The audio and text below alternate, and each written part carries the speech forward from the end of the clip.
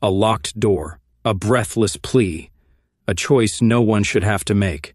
It starts with a flicker of hope, then the nightmare explodes. You can hear the screams, feel the pounding footsteps, and just when you think it can't get any worse, it does.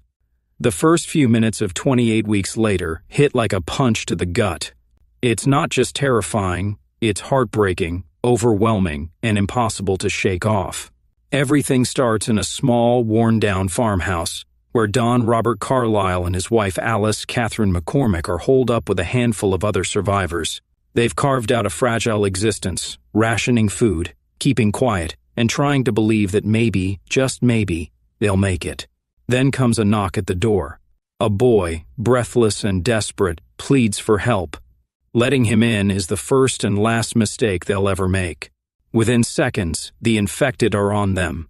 The quiet tension inside the house snaps like a rubber band stretched too far, and everything turns to chaos.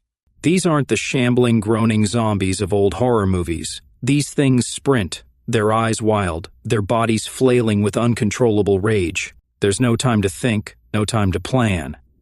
It's just raw survival instinct. Alice clings to Don, screaming for him to help. He hesitates, torn between love and fear.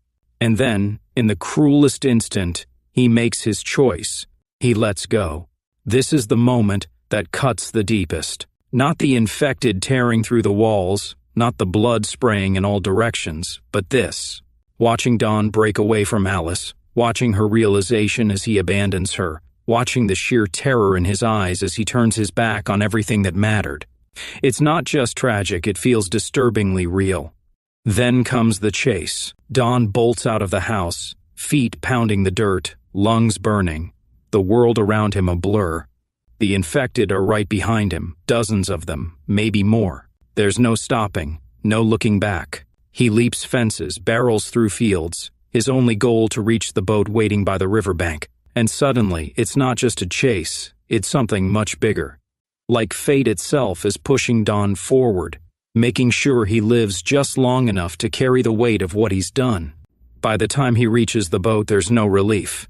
He barely escapes, pushing off as the infected crash into the water, their screams ringing out behind him.